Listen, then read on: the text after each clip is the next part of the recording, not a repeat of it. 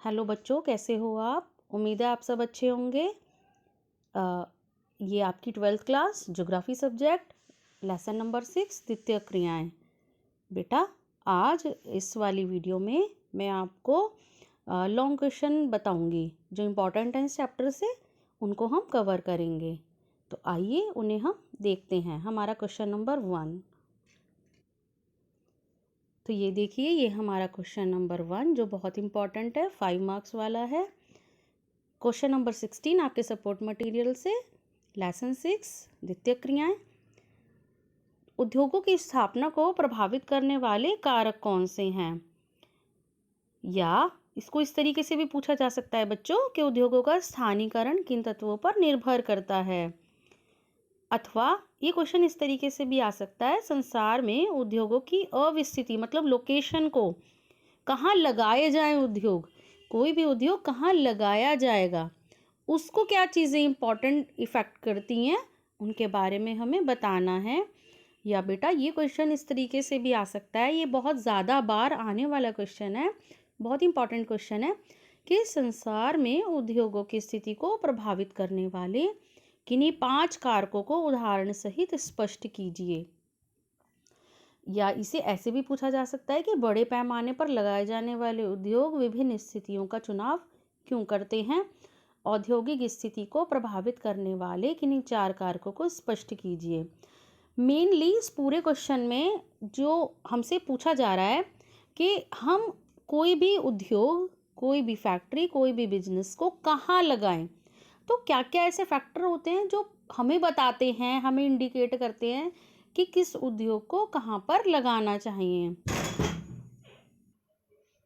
तो बेटा चलिए देखते हैं उद्योगों की स्थिति को, लोकेशन को, कहाँ पर उद्योग को लगाया जाए। ये निर्णय लेने के लिए हम किन किन बातों के बारे में सोचते हैं। पहला, हम भौतिक कारकों के बारे में सोचते हैं।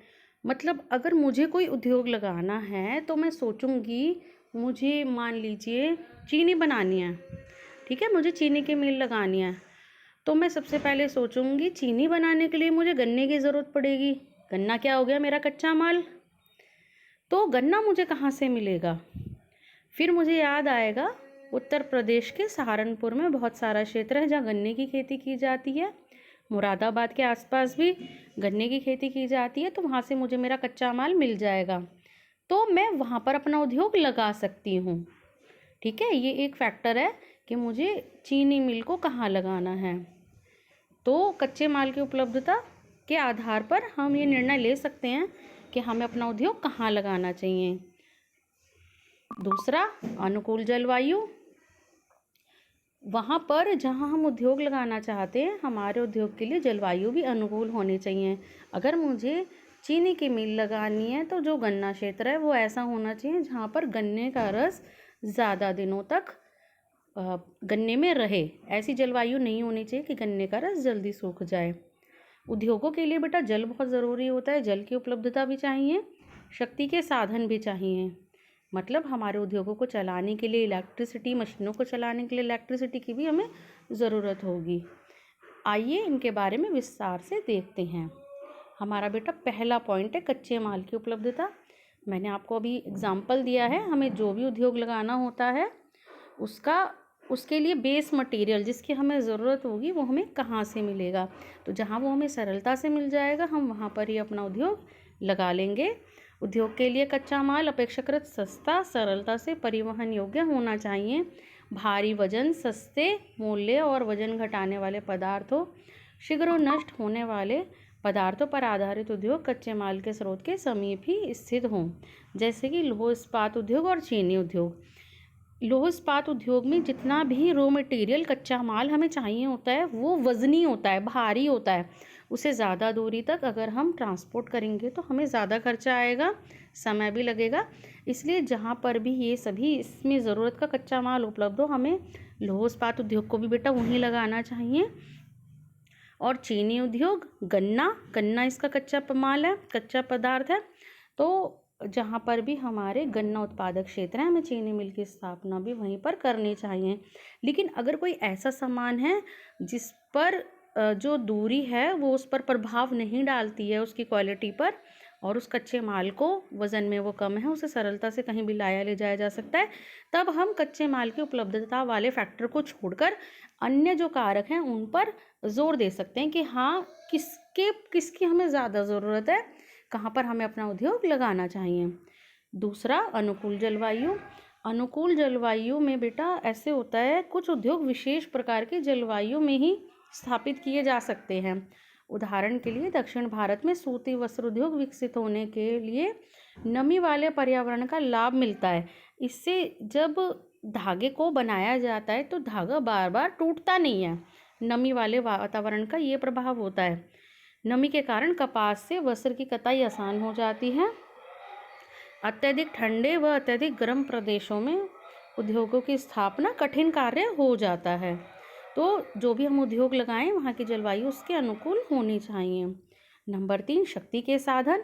शक्ति के साधन वे उद्योग जिनमें अधिक शक्ति की आवश्यकता होती है, वे ऊर्जा स्रोतों के समीप ही लगाए जाते हैं, जैसे एल्यूमिनियम उद्योग।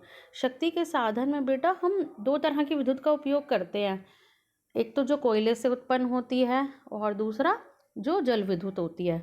शक्ति के साधन में अगर हम जल विद्युत का उपयोग करते हैं बेटा, तो भी हमें अपने जो उद्योग होते हैं उनको जल विद्युत केंद्रों के निकट ही लगाना होता है, क्योंकि ये डैम पर बनती है, बांध पर बनती है, बांध के पास, नदी के पास। तो इसकी अगर सप्लाई ज़्यादा दूरी तक की जाती है जल विद्युत की, तो उसकी क्षमता में कमी आ जाती है। इसलिए इस स्थिति में अगर हम जल विद्युत का उपयोग कर रहे हैं शक्ति के साधन के रूप में, तो हमें उस क्षेत्र के उस जल विद्युत केंद्र के पास ही अपने उद्योग को लगाना होगा।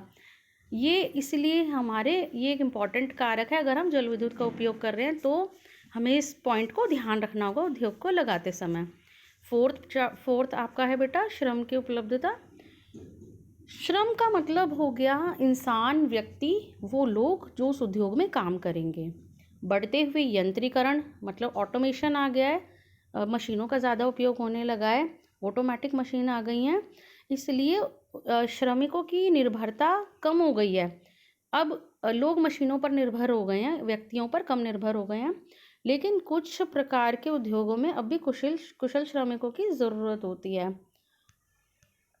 इसके लिए हमें कुशल और सस्ते श्रमिकों की ज़रूरत होती है। हमें मतलब उद्योग लगाने वाले व्यक्ति को, तो वो सोचता है अच्छा मैं वहाँ उद्योग लगाऊंगा तो ठीक रहेगा, वहाँ पर जनसंख्या बहुत ज़्यादा है, पढ़े लिखे लोग भी हैं, तो मुझे अपने श्रम जो है सस्ता और कुशल आसानी से उपलब्ध हो जाएगा। स्विट्ज़रलैंड का जो घड़ी उद्योग है, जापान का जो इलेक्ट्रॉनिक उद्योग है, कुशल व दक्ष श्रमिकों के बल पर ही टिका हुआ। ये इसके एग्जाम्पल हो गए बेटा, कुशल और सस्ते श्रमिकों की उपलब्धता। जहाँ ये भी एक इम्पॉर्टेंट फैक्टर है। देखा जाता है कि हमारे उद्योग में कैसे श्रमिकों की ज़रूरत है, ज़्यादा दक्ष की ज़रूरत है, ज़्यादा पढ़े लिखे लोगों की, या जिन लोगों की ज़रूरत है वो कहाँ मिलेंगे। तो कई बार ये फैक्टर भी अफेक्ट करता है और इन्हीं क्षेत्रों में उद्योगों को स्थापित किया जाता है। लास्ट, पूंजी। किसी भी उद्योग के सफल होने के लिए पर्याप्त पूंजी का उपलब्ध होना अनिवार्य है। कैपिटल, पूंजी, पैसा, कोई भी उद्योग लगाने के लिए हम ये फैक्टर सबसे पहले सोचते हैं कि हमारे पास कितने पैसे हैं, कितने की हमें ज़रूरत पड़ेगी और हम कहाँ से अरेंज कर सकते हैं। तो पैसा या तो हमारी पैतृक संपत्ति हो, हम कहीं से लोन ले लें, या बेटा अगर नगरों में हम उद्योग लगाते हैं नगरों के आसपास, तो नगरों से हमें बैंक से पूंजी की सुविधा प्राप्त हो जाती है। किसी भी उद्योग के सफल विकास के लिए पर्याप्त पूंजी का उपलब्ध होना बहुत ज़रूरी होता है। कारखाने के लिए ज़मीन, मशीनें, कच्चा माल, श्रमिकों को वेतन देने के लिए हमें पैसों की ज़रूरत पड़ती है। उदाहरण के लिए यूरोप में पर्याप्त मात्रा में पूंजी उपलब्ध होती है तथा वहाँ उद्योग भी काफ़ी विकसित हैं। और नगरों में भी बड़े बड़े बैंक होते हैं बेटा, जो अच्छी दरों पर हमें लोन दे सकते हैं, तो हम उनकी हेल्प लेकर भी अपने उद्योगों को लगा सकते हैं। अब ये उद्योगों को प्रभावित करने वाले हमने बहुत सारे कारक आपसे डिस्कस कर लिए। इनके अलावा कुछ अन्य कारक भी होते हैं जो इसे अफेक्ट करते हैं।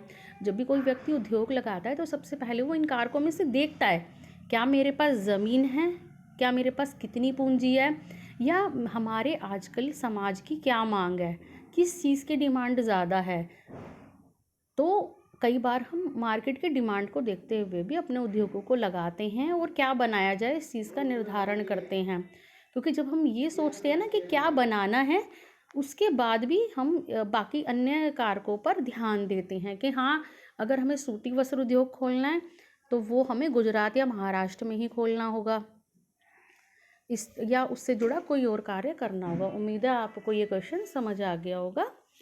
अब अगले वीडियो में हम अगले इम्पॉर्टेंट क्वेश्चन की ओर पढ़ेंगे। थैंक यू बेटा। चलो आज का वीडियो बन गया।